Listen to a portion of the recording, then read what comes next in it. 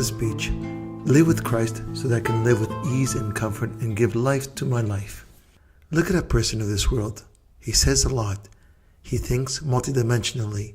He has crazy thoughts. The thoughts are continuous and many. He cannot sleep. He needs to take pills even for 2 hours of sleep.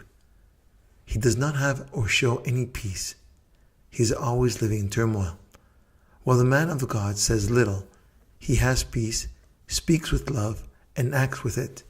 He is not a scaremonger. He does not threaten, does not demand, does not judge, is not a fanatic with anything or anyone. And when he says something, it has power, because his simplicity is blessed by God, with the natural consequence that his word makes things happen. Now, if a person of God says much, he does it so that he can build people. Then again, whatever he says has a pleasant simplicity. The person of God's words sound good to our ears, since they activate and energize our genes. If the word that we speak does not awaken the genes, it is not a word. It is an illogical or abnormal word. Any conversation you may have with the person of God, or whatever speech you may hear from him, you will see that he will drive you crazy, but he will free you. Through the simplicity of a person of God, you will find God. God speaks to our hearts, and our soul rejoices. What a beautiful thing it is to become the person of God. In short, when we become spiritual, we will become simple, pleasant, comprehensible, creative, humble, people with charity, people of proper social etiquette, with sweetness, people full of grace, God's grace. When we talk in riddles and many speculations or many interpretations, we become complex, tricky, egotistical, people who want to project ourselves, our ego. May it not be.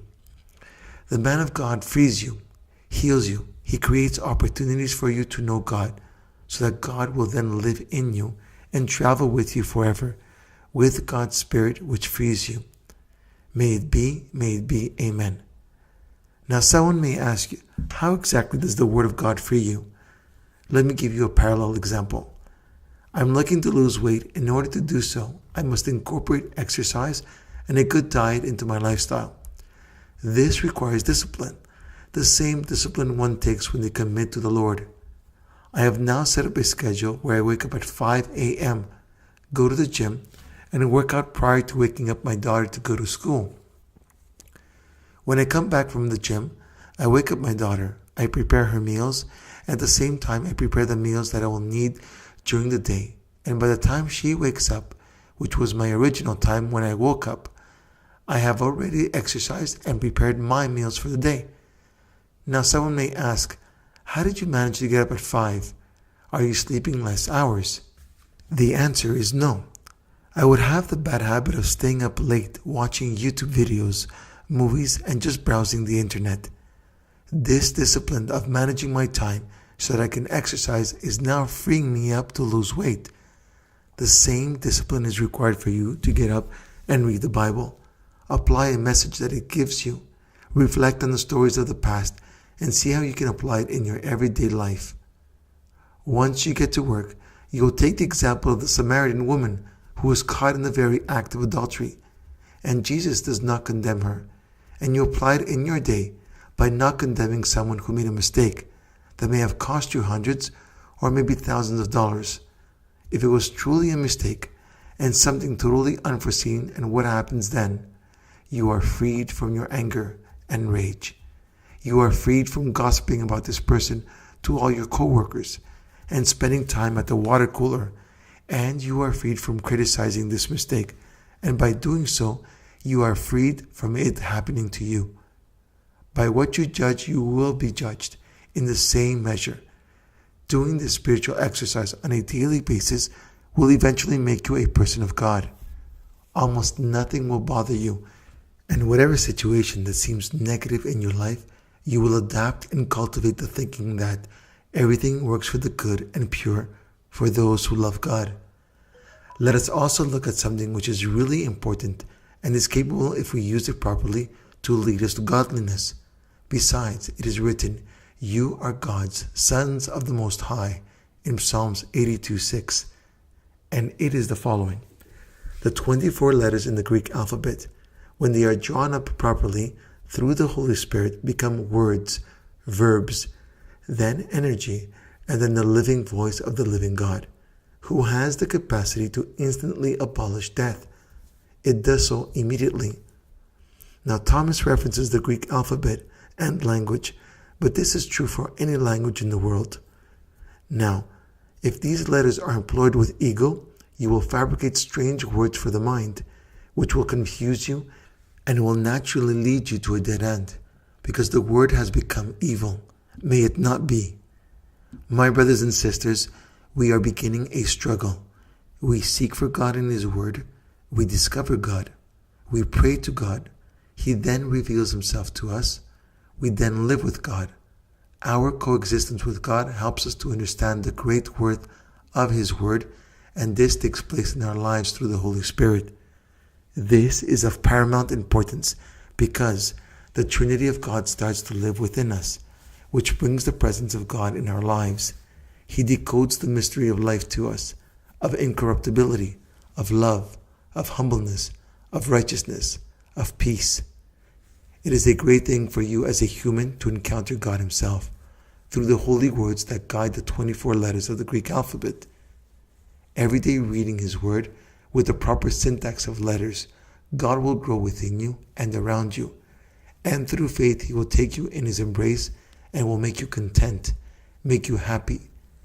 John the theologian spoke of the value of the Word, which was created from the proper syntax of letters. He said in the book of John, "In the beginning was the Word, and the Word was with God, and the Word was God. He was in the beginning with God. All things were made through Him, and without Him nothing was made that was made." We can see and conclude that the more present God's Word is in our life, the more God will live within us. His words, His workings, which are His hands, will be at the helm of our lives, and His wisdom will be the fuel, and our counselor, which will increase through the Holy Spirit, and will accompany us as we begin to travel with the security in the present and future age. God employs beautiful words, beautiful vocabulary, which directs you towards love, to life, to incorruptibility, to a blessed life. God's Word is creative, free, simple, holy, can be understood, is effective, is miraculous, is living, is wholly spiritual, is wise, sweet, good. It has within it well-being, meaning happiness.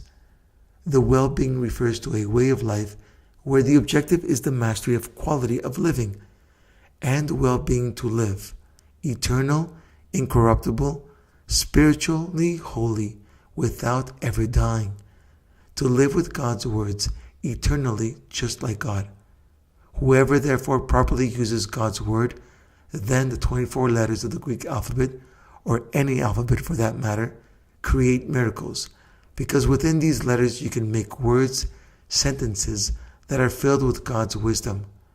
God's dictionary is the driver, the map, the road, the oasis, paradise, rest, life. God's Word frees you and leads you out of error, out of sin, out of bodily corruption, out of death. I will speak of the example of a certain woman who had as a son a great inventor of humanity, Thomas Edison. Let us see how this woman, with the proper and pure syntax of letters, created a great scientist who helped the world advance and to whom we owe a lot. Now, there are different versions of this story on the internet. Some don't make mention of this letter, and others state that the letter never existed. But what is clear to see is that Thomas Edison's mom and her words to him were clearly one of the main reasons Edison is who we know him to be today.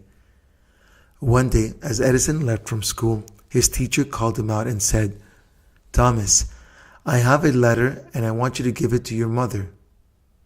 As soon as his mother laid hold of the letter, she opened it and started to read it. As she was reading it to herself, tears started to appear in her eyes. Edison then asked his mom why she was crying, and she answered him, "I was touched, my son, because your teacher wrote the greatest things about you." She then started reading the letter to her son. "Dear Madam, I want to congratulate you on your son. He is unique. His perception, his wisdom surpasses even us, the teachers. Our school does not have the teachers capable of teaching your son. He is a genius. Therefore, please do not send him back to school. Only you can teach such a great scientist." Edison's mother then proceeded to put the letter in a chest and never sent her son back to school. Edison later became an inventor. He gained courage from the letter, and we know today that he became the pinnacle of discovery. Many years later, and after his mom died, he wanted to move to another home. As he was moving his things, he found a chest that contained the letter from his teacher. He opened it and was surprised to read its contents. "Your son has many mental and spiritual problems. Indeed, he creates many problems because of his disability. Please do not send him back to school. Teach him at home." Edison was astonished by his negative teacher, but also by his mother, who was the cause of turning him into the greatest genius of the century. Now, therefore, is what should be the proper syntax of letters, of speech, of words, of sentences. Amen. Let us become one to another, like Edison's mother. Let us become Christ, because he inspired and presented this distinct love. A negative interpretation or syntax of letters usually leads to a poor outcome. There is something else that happens. Some take the letters of the alphabet and mix them up, not according to God's will, but according to their own egotistical whims, or interests, or passions, and assemble strange words filled with mystery. Then they make their own sentences, which stray away from the simplicity. They make their own books, which they state are equivalent or greater in value than the gospel of Christ. When this ego appears, when one thinks that he surpasses God, this is an evil statement or word, and it is of great danger, because it is quite dangerous to say that you write articles of greater wisdom than God, or that God himself entrusted you with those words. Yet this word that is uttered by these people has no meaning, no love, no freedom, or any of God's wisdom, which encompasses simplicity. They then change the commas, the periods, the questions, and as a result, a book is created that in the end creates a perfect confusion, a book that only they understand. Naturally, in this trap fall all those who don't compromise with simplicity, because they consider themselves as people with a higher spiritual understanding. But these people are so repulsive. They are so evil. They become so elusive. They show their bias for power and more. Christ was simple. His disciples were simple. If you are not simple, you will not have your seat with Christ. These books are then given out to people who have ignorance of God, thinking that with these books they will help others. They also put a nice cover or a nice strange headline to impress you. The point is that with what they write, they get confused themselves, and they confuse many others due to man's complete ignorance. Hence, they become easy prey. All who work in this manner live in a world that does not exist, and they fabricate another world which also does not exist, which they promise to live in when they die. While Christ spoke both of death and of life, Christ spoke of all things. As a result, these people lead themselves to a dead end, since their lives are full of problems, and eventually they lead whole nations into multifaceted dead ends. God speaks specifically, and by this I mean that he speaks to people through the gospel of Christ, God's word. The gospel gives life, makes you incorruptible, yet all other books create confusion and bring forward other forms of life. Life after death, in other words, those books open up the sails for other cities or destinations, which will only be known after death. The same death that people do not want to encounter, and when it comes, they look for ways to avoid it. Why do we speak of life after death? What trap is this that everyone has fallen into? Christ spoke of death and said the following: God did not make death. Christ also said in John 11:26, and whoever lives by believing in me will never die. Do you believe this? After physical death, life does not exist. There is simply sleeping, which will endure until the day of the Lord, when the resurrection will take place. Let us understand that the gospel of Christ changes, transfigures the life we have at its core, though the body that we have does not lose its attributes. Simply put, the regenerated person acquires more qualities or powers, which the Lord has demonstrated. The Lord is the example for all people. There is no other. The Father only spoke about him and introduced him and gave glory to him through the resurrection. No one else. It is not possible that God granted you life and granted you a three-dimensional world or multi-dimensional world, a perfect creation, a creation filled with surprises, and you with your stupidities and the books that you read, you reject it and you make or ask for something new. Wake up, man. You are in life. You are in God. You are in the garden. Everything else that you read, dear man, will lead you to more dead ends. Yet God's word will lead you to increase in life. Whoever leaves from the gospel's principles, from God's will, then this confuses the spirit and manifests into bodily illnesses. We don't need many books. We need to follow through with one book, which is called the Word of God. Dear man, since you have the prototype, why do you need anything else? The other was made by men who claimed that God told them. Yet that which I am referring to was written by God himself, with his life. Whoever read the gospel and did not find God, life, health, happiness, and wisdom that decodes all problems with simplicity, then in whatever they may read, they will not find anything. They simply dance in the pit of death. My brothers and sisters, people speak vaguely with confusion. They base themselves continually on medication and money. Yet the gospel of Christ heals the soul and the body. Today, the world is confused and will remain this way until man decides to take God's word in his hands and uses it without getting entangled with other theories. When this happens, our life will gain worth and man will become a person of God, a person filled with God's joy, a person that will speak and it will be done. May it be, amen. Let us look at another topic which says, you found a friend. You found a friend means one heart that beats the same in two bodies. In other words, if one is in danger, the other's heartbeat goes up also. If one is happy, so is the other. A friend means a different way of thinking, but one objective, for all thoughts to be fulfilled, even if they are different. A friend means two different jobs, yet the money enters into one common account, or even two accounts, and each friend using less funds for themselves in the event that the other friend may have need and use the excess funds. It is written in Luke 10:27, you shall love the Lord your God with all your heart, with all your soul, and with all your strength, and with all your mind. This is the first commandment. And the second, which is the same as the first, is to love your neighbor as yourself. There are no greater commands than these.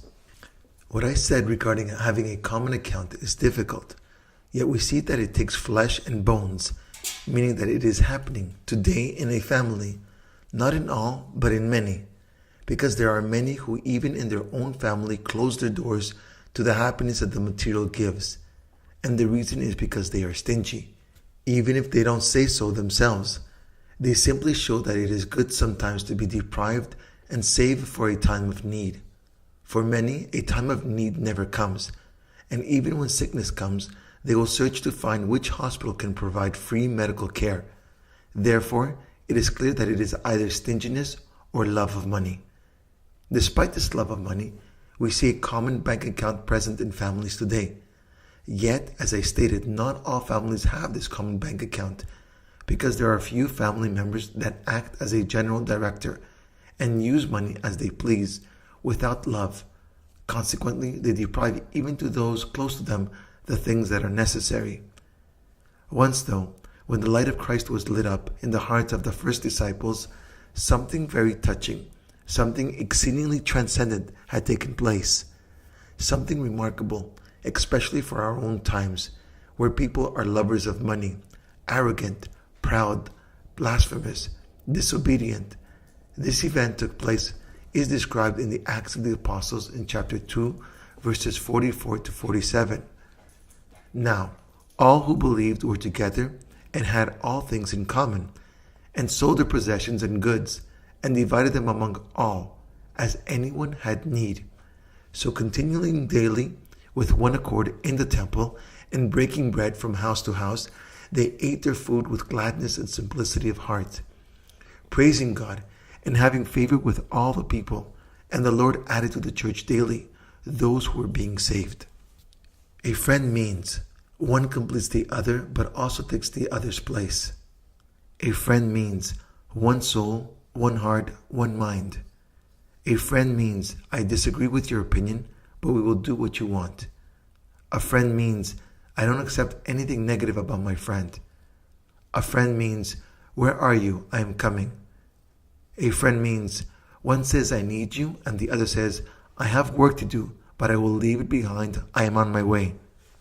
A friend means when one walks ahead, the other follows behind in order to cover all sides. A friend means I will not let anything harm you. Never. We will go through it together. A friend means he who wakes up with you in his thoughts and calls you, but also he who goes to sleep with you in his thoughts, because you have said the best good nights. We will speak in the morning. A friend means love without sex. A friend means something that is above everyone and everything. It is hard to find a friend, but if you find a friend, you found God. The opposite is true also. If you find God, you will find a friend. If you have not found such a friend, you have not yet found God. If you have not found God, you have not found such a friend. One witnesses to the other. Christ said, "You are my friends," and gave his life. His disciples eventually gave their lives for their friend Jesus. Jesus said in John 13:35, "By this all will know that you are my disciples, if you have love for one another."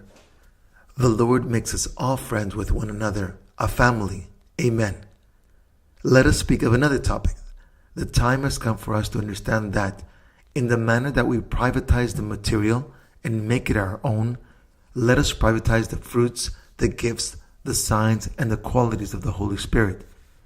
In other words, let us become owners of fruits, gifts, and signs of the Holy Spirit. My brothers and sisters, we have stated it before that all people, either in small or large measure, have privatized or own a portion of matter. One person owns a house, another owns a car, another a field, another a retreat, home, etc. There are many material elements that we have owned or currently own in a small or large measure. But if we observe, we will see that despite the fact that we are Christian and Orthodox, we have not made our own something that exists in God's Word. Even if many have written various spiritual works like books, speeches, songs, and many more, we have all heard about spiritual rights. If we analyze them, though, we will see that whatever is in relation to God's Word, we as humans have still not made God's commands or God's will our own. Neither have we made the fruits of the Holy Spirit, the signs of the Holy Spirit, the gifts of the Holy Spirit, or God's qualities our own. Indeed, as a human race, we are suffering a lot. Maybe people could not understand that they can make the effort to become people of God. How do we make something that is spiritual our own, since not even a society has a law that encompasses something spiritual? Because we are not talking about papers, which we make our own, speeches, songs, various research, etc., but we are speaking about the application of God's Word in our lives until our lives can confess that we have it. In other words, for our friend to confess it, for our brother and sister, and even our enemy can confess it. To have written something about God, peace, humbleness, happiness, always rejoice, is easy. But it is not easy to put on paper what you experience. You simply have to see these elements existing in you and for others around you to see it also, that you indeed own these elements, not for you to say that you are of God, but for those who are near to you and around you to confess it also. The more we experience something, the more it shows on us, and God Himself blesses it. Eventually, the elements we apply within us, these will reveal us to the world as a person of God. If you say things which are not true, they will lead you to betray God and your brother or neighbor as well, because your neighbor believes what you say. Now, if you say that God lives within you and you don't show it, God and the Word loses its worth. There are many that speak of God, but if you live with them a few hours, you question their erratic behavior. We, in the voice of God, have understood, for you to own something that is presented by God, you have to experience it. In other words, people can see it in you if you have it, good or bad. For example, anger. Someone will see this in you and say you are an angry person, or a person, for example, that lies. Others may see ego present in you and immediately put limits. For example, they say, "Don't say anything. That may insult you because you will get angry." Here, therefore, we can conclude that the good and the bad can be owned by a person if they show it in their lives, and we all, in small or large measure, do show something. But God, though, what is He asking? What does He want? He wants His people, His children, to have the fruits of the Holy Spirit. They are 9 in number. Then for us to have the signs, there are 5 in all. To have the gifts, there are 7 in total. And to have His characteristics or His qualities. The disciples saw all these in the Lord, and this is why they left behind whatever was of the world. They left behind what till yesterday they saw was right. Indeed, the disciples wrote about Him in John 1:14, "And the Word became flesh and dwelt amongst us, and we beheld His glory, the glory as of the only begotten of the Father, full of grace and truth." How is it possible to show all this to a world that lives with God's words and for your heart to be far away from it? This is something that we also saw in our lives, as well as the people who worked for God's will. The Apostle Paul in Romans 7:23 speaks of this situation, which he realized that exists within him.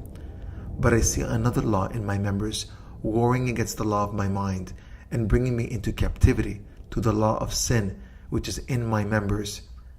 Despite all this, he continued the good struggle, and after many years and continual effort, with patience and persistence on God's will, the same person said something very important in Galatians 2:20. "It is no longer I who live, but Christ lives in me, and the life which I now live in the flesh, I live by faith in the Son of God, who loved me and gave Himself for me." And everyone saw this in him. We, in the voice of God, have understood after many years that it is useless to speak of God if you don't live God. And this is dangerous because we will fall in the trap of hypocrites, to whom God Himself unleashed all the woes. How can we make such an investment? Is it possible? Our world has proven that yes, all is possible. In the voice of God, incorruptibility, we say by God's revelation that whatever man thinks of, they can bring it into their lives, as long as he believes it, and then works it until he finds the way to make it happen. You first think, you then seek it, then you find it, then you live it. Amen. In all the world's universities, since the world has evolved, they accept ideas. They consider them all worthy. And everyone says, yes, this is very good. But everyone asks how it is done. Here is the problem. How can people make the fruits of the Holy Spirit their own? This is the most fundamental. We today have been made aware and have lived situations full of happiness, with love, with peace, but they are situations. The thing is, how do we make this which is beautiful permanent in our lives? First, we must understand that God desires this a lot, and we want it also. We should also understand that God does not enter into people's lives unless they want Him to. He is very discreet. There are, however, people who just want a bit of God, and the reason being is that they have not understood the great worth He gives to man. Only when someone reads the gospel of Christ does one understand. God therefore respects that which each person wants and blesses man. As much as a person wants to know God, God wants to engage with them even more. Another aspect that many times hinders our relationship with God is that man continually doubts and mistrusts, and the reason being is because man is influenced and enticed by the material element. This material element steals the show, and as a natural consequence, he forgets God for long periods of time. Do you remember the scene in Jerry Maguire, where Cuba Gooding Jr. tells Tom Cruise, "Show me the money"? Everybody loves money. In fact, most people want it more than anything else, including God. And this is why Thomas says it steals the show. People dream of having it, acquiring it, spending it, etc. It is only when someone is found in a difficult situation, a difficult illness, that they remember God. They remember the monasteries, they remember the Gospels, the churches, the prayers, etc. However, I don't know how many of us will have a second chance at the last moment. This is why we say to prevent is better than to cure. However, for anyone who understands the mistake and corrects it, the grace comes immediately, and the mistake that was made leaves.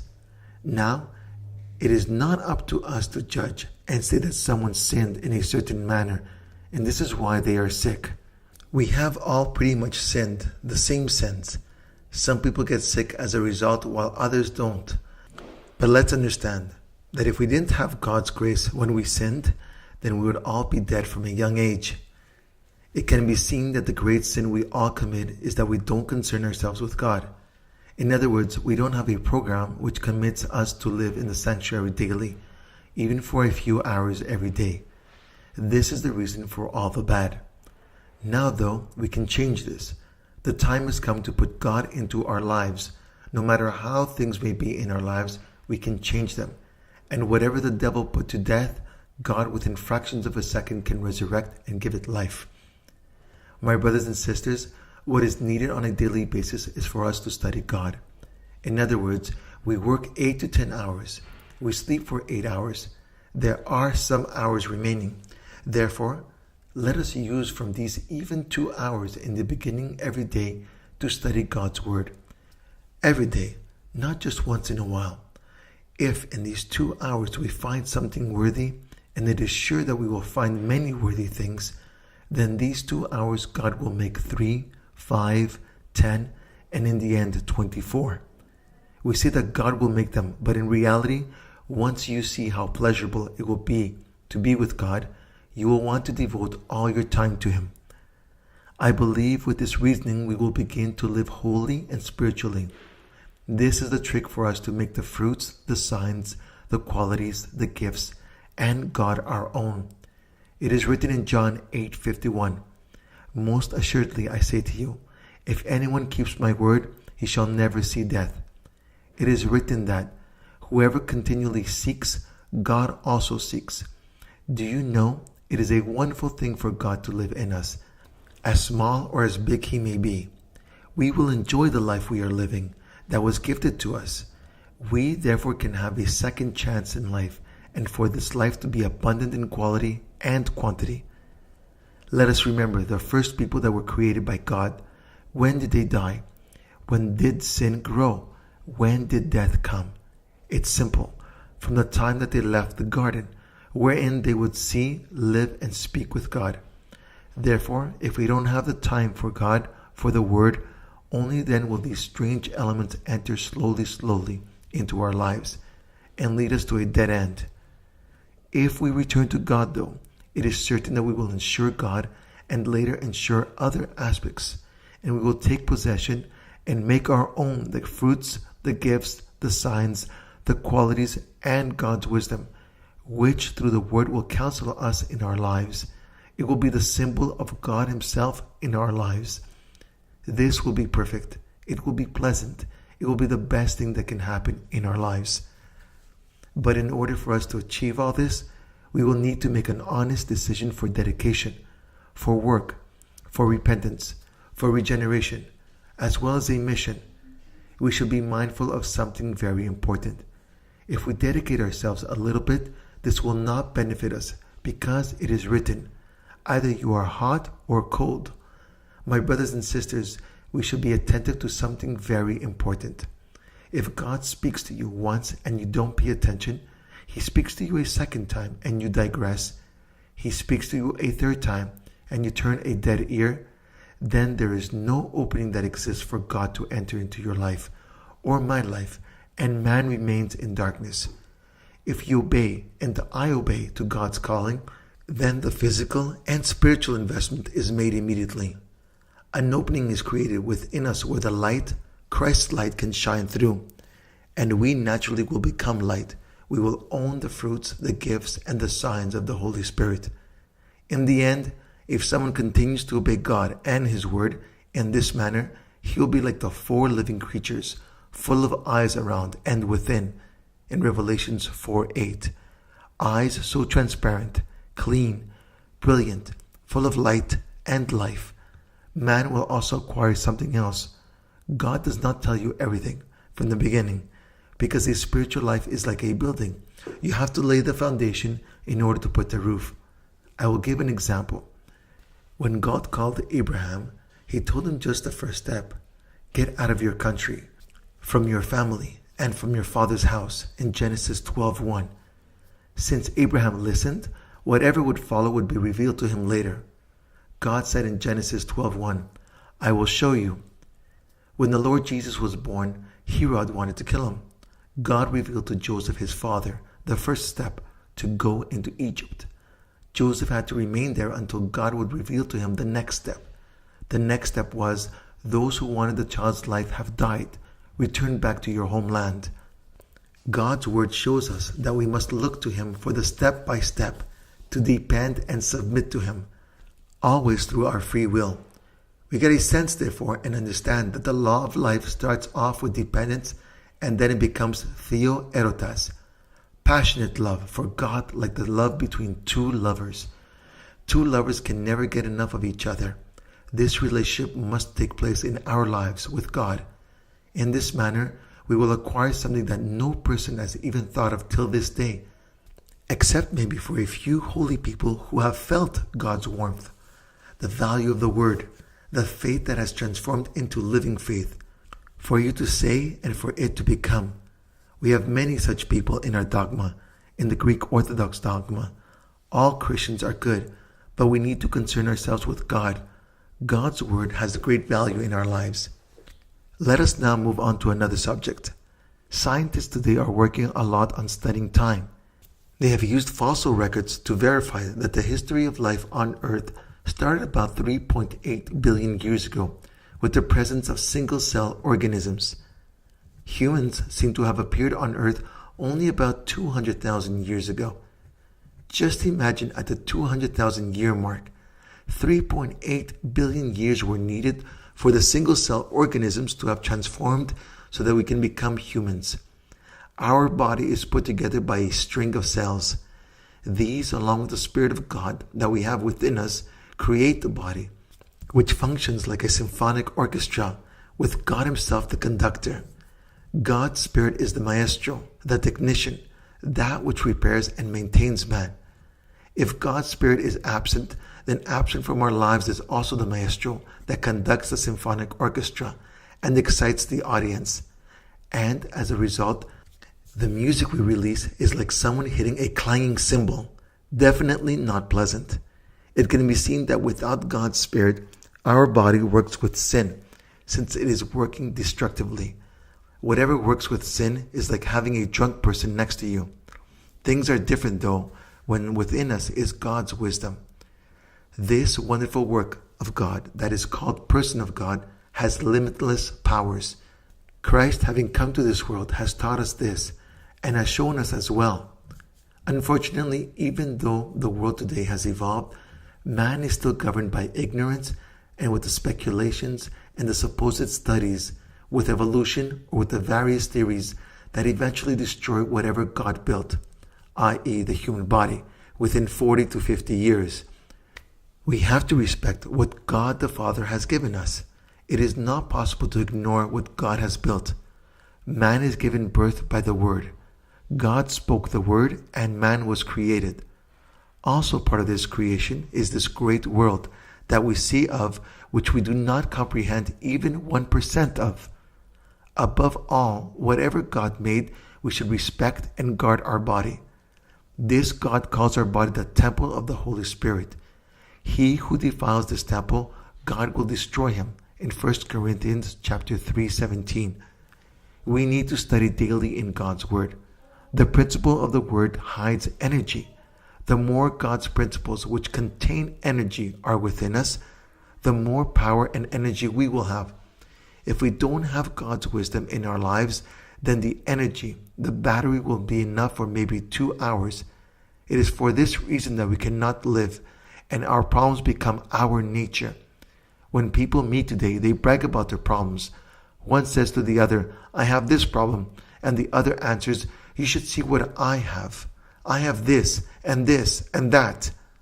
I believe the fullness of time is upon us to depart from the problems, and we have a way to return to God's principles. With God in our lives, our life becomes a fairy tale. May it be, may it be. Amen.